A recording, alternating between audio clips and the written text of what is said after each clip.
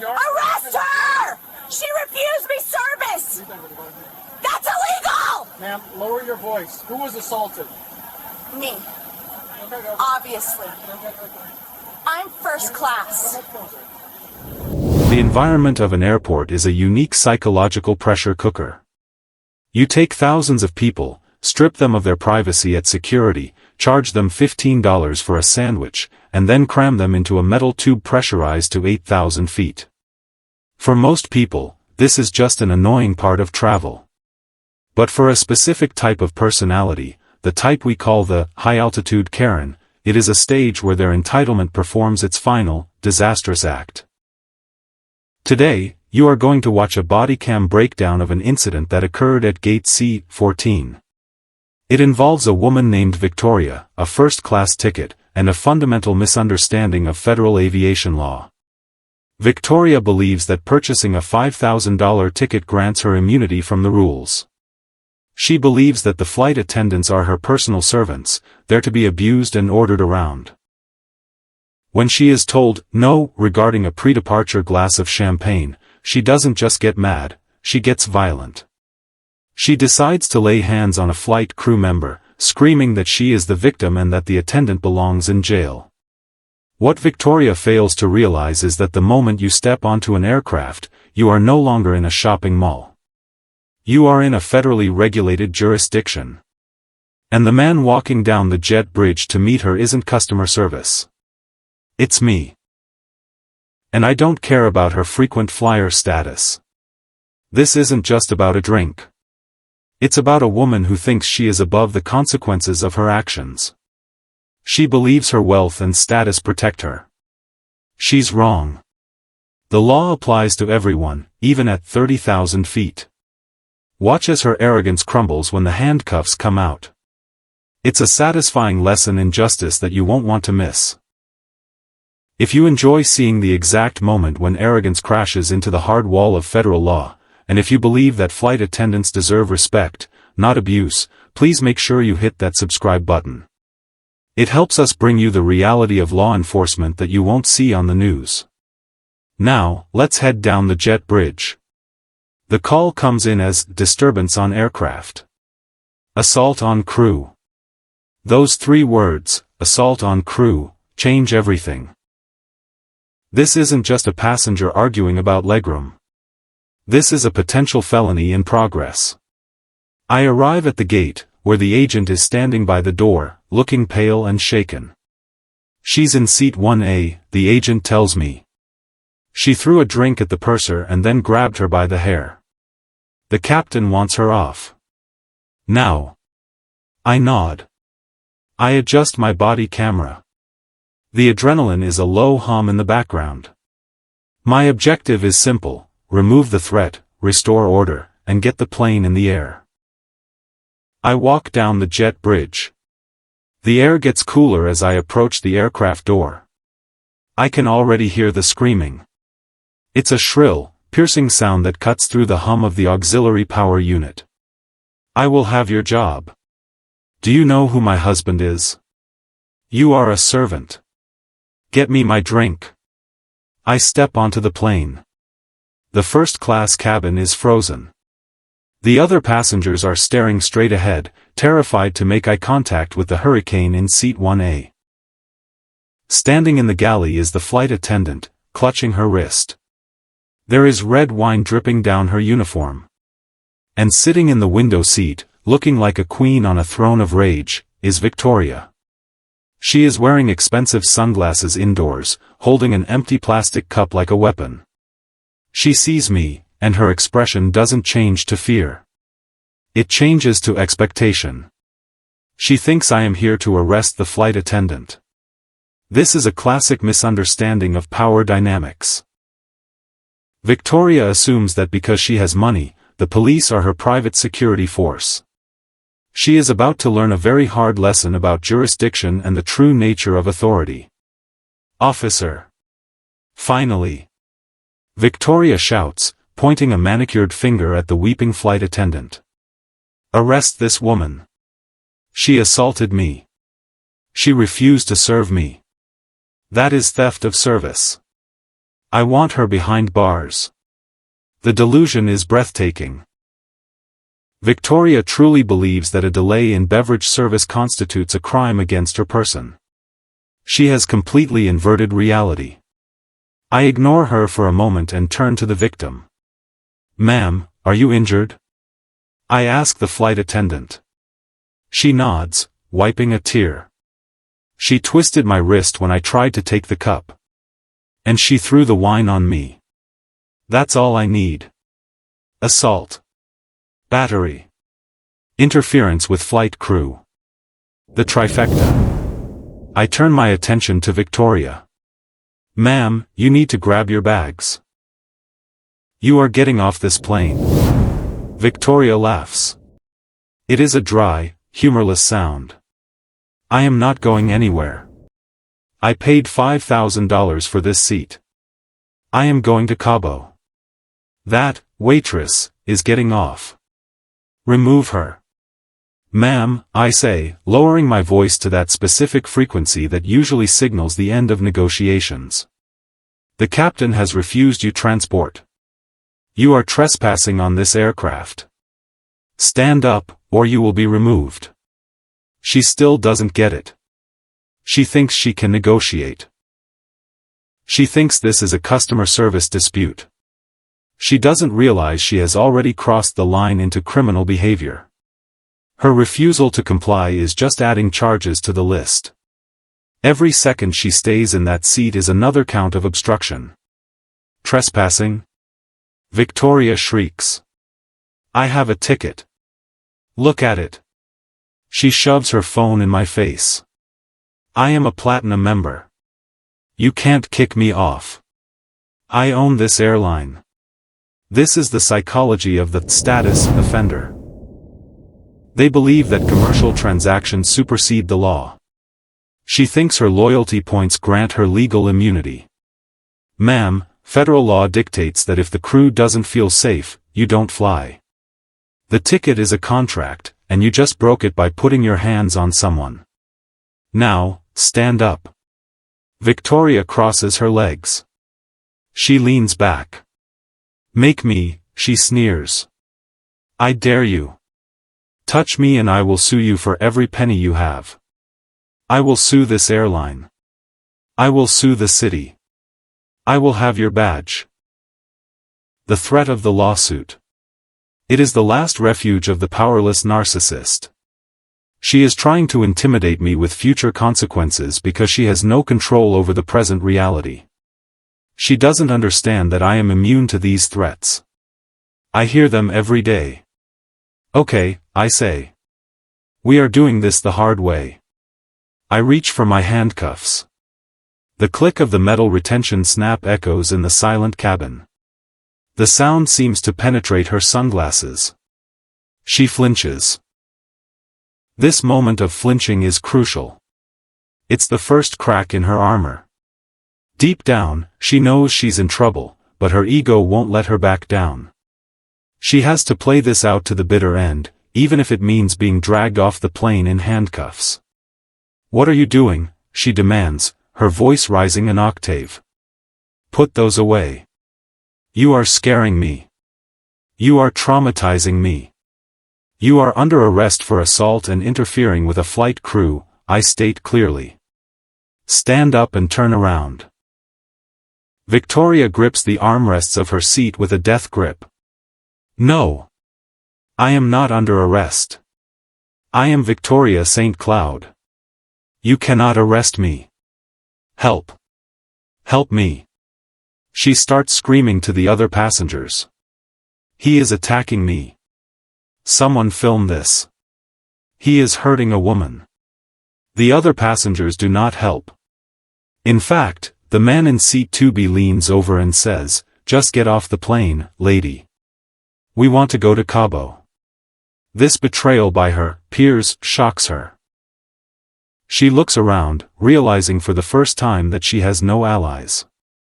The social contract has turned against her. She is alone. But instead of submitting, she doubles down. She kicks her legs out, wedging herself into the footwell. This is active resistance. She is physically preventing me from arresting her. It's dangerous for both of us. In a confined space like an airplane cabin, the risk of injury is high.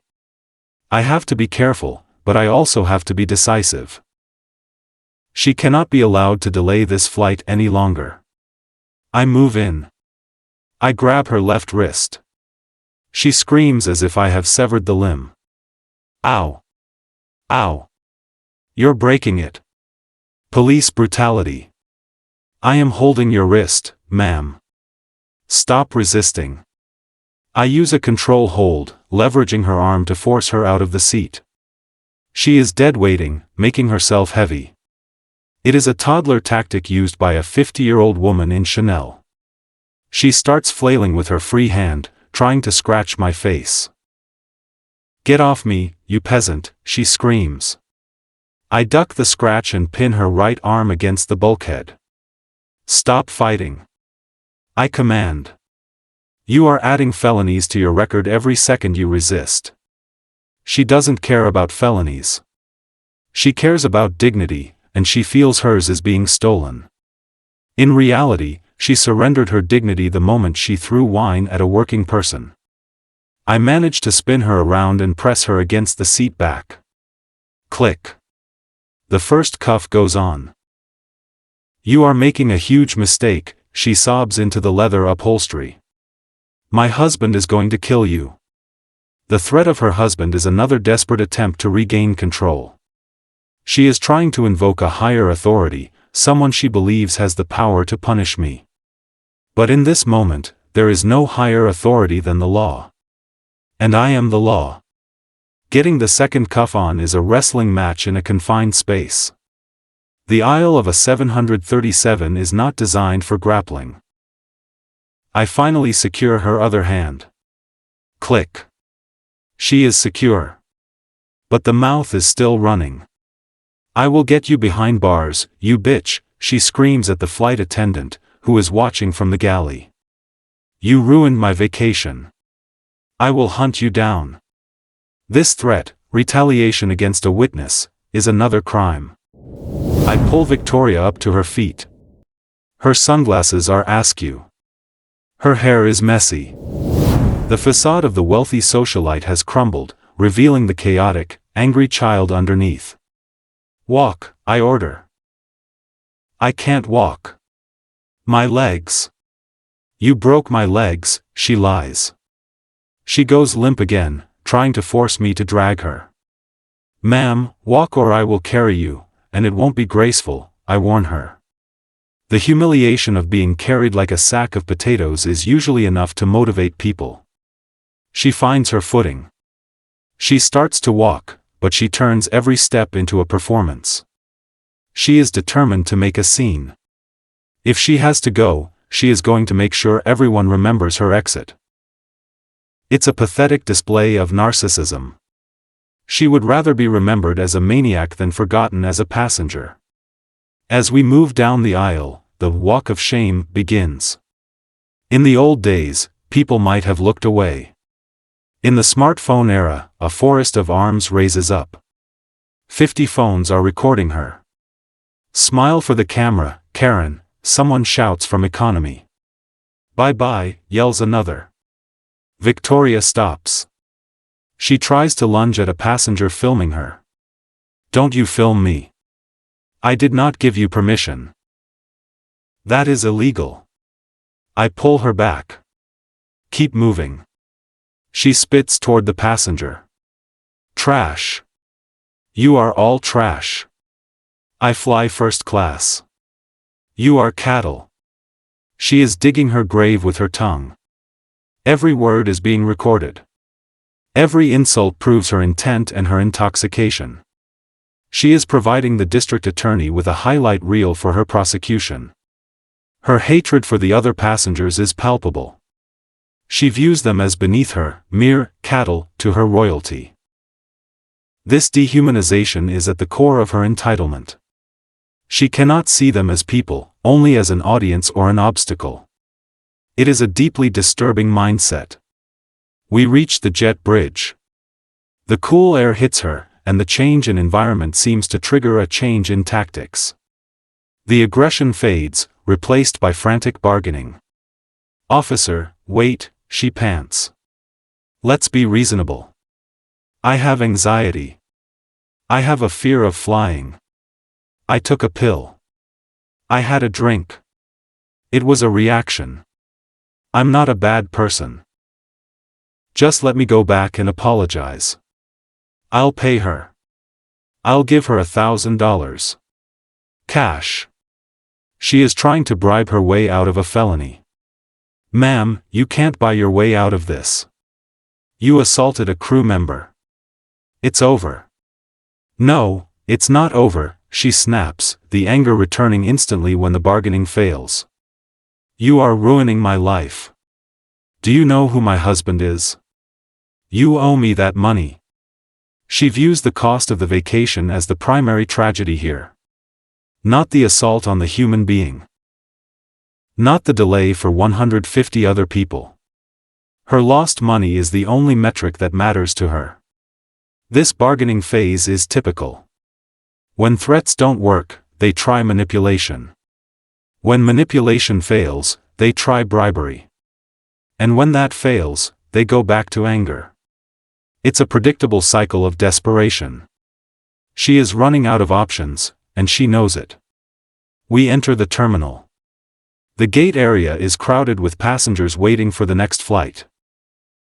They see a woman in handcuffs, disheveled, screaming at a police officer.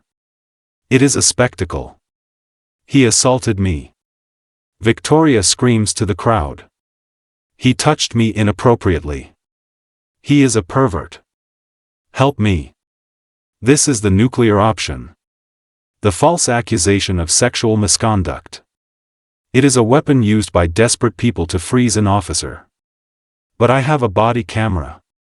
I know exactly where my hands were. The accusation just makes me angry, but I don't show it. I keep my face stone cold. Arrest her! She refused me service! That's illegal! Ma'am, lower your voice. Who was assaulted? Me. Obviously. I'm first class. Keep walking, ma'am, I say. I want a doctor. I am having a heart attack, she suddenly gasps. She drops to her knees. I have to stop. I have to assess. Is it real? Probably not. But liability says I have to call EMS. Dispatch, have EMS meet me at the transport vehicle. Subject claiming chest pain. Victoria smirks. She thinks she won. She thinks going to the hospital means she avoids jail. She is wrong. It just means she goes to jail later, with a hospital bill on top of it. The false accusation is the lowest blow. It's a vicious attempt to ruin my career and my life just to save her own skin. It shows a complete lack of morality. She will say anything, destroy anyone, just to get what she wants. While we wait for EMS, I sit her on a bench. She looks up at me, the smirk fading as she realizes I'm not panicking. You're in so much trouble, she whispers. Victoria, I say, using her first name to break her script. You are facing federal charges. Interference with a flight crew carries up to 20 years in prison. You assaulted someone. You are currently on camera lying about me. You need to stop talking. For your own sake. For the first time, silence. The number 20 years seems to penetrate the fog of alcohol and entitlement. She blinks. Her lip quivers. But I'm first class, she whispers. It is a genuine plea. She truly cannot comprehend that the law applies to the front of the plane.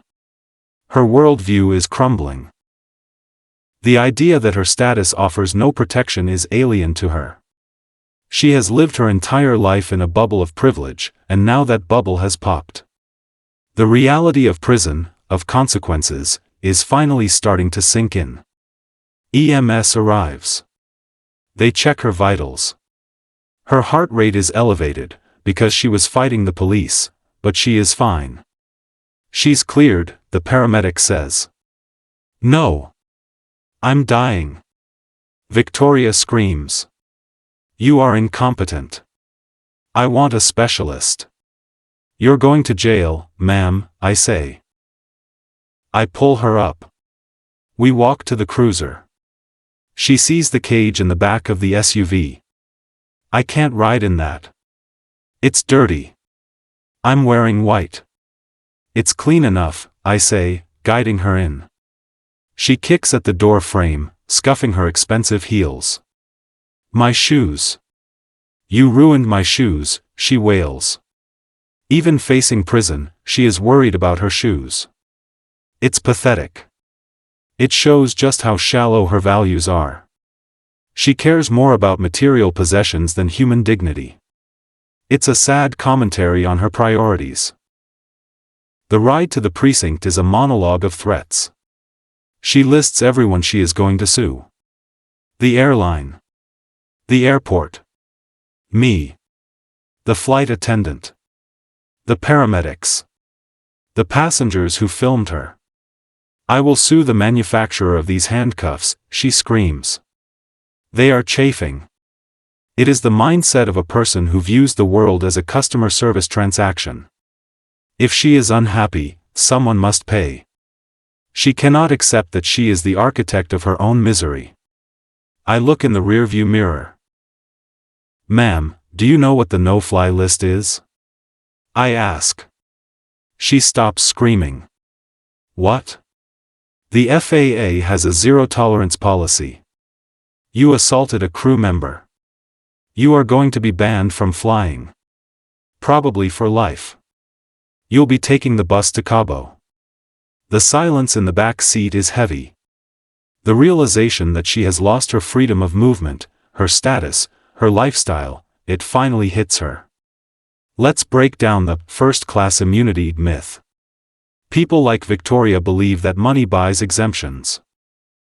They think that because they pay more, they are entitled to more than just a bigger seat and a drink. They think they are entitled to abuse the staff. This is a dangerous delusion.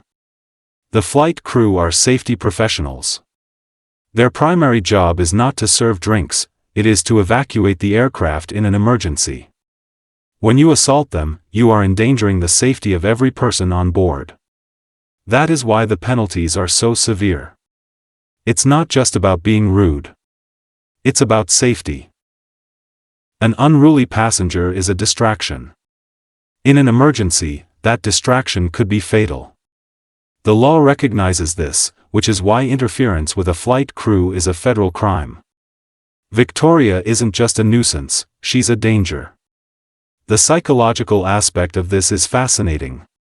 Victoria likely has never heard the word no in a meaningful way. Her wealth has insulated her from the friction of daily life. When the flight attendant told her no, it caused a narcissistic injury. She couldn't process it. Her reaction, violence, was a way to reassert control. By physically attacking the person who denied her, she was trying to force reality to bend to her will. It is the behavior of a child, but with the strength and legal culpability of an adult. We see this often in people who have been pampered their whole lives. They lack emotional resilience. They crumble at the first sign of adversity. Victoria is a textbook case. Her tantrum cost her everything, all because she couldn't handle a simple refusal. The fallout for Victoria will be immense. The legal fees alone will be in the tens of thousands. The civil suit from the flight attendant will likely cost her even more. And the criminal record? That stays forever. She will lose her status. She will lose her ability to travel freely. Her social circle will likely shun her. The video of her spitting at passengers will be on the internet forever. She has become a pariah. And for what? A glass of wine? A moment of feeling superior? It was a terrible trade. She traded her future for a fleeting sense of power. It's a tragedy of her own making. The flight attendant, on the other hand, is a hero. She stood her ground. She didn't let herself be bullied. She protected her crew and her passengers. It takes courage to say no to someone like Victoria. It takes courage to press charges when someone is threatening to ruin your life. She showed that courage. She deserves our respect and our support. We need to remember that service workers are the backbone of our society. They deserve to be treated with dignity.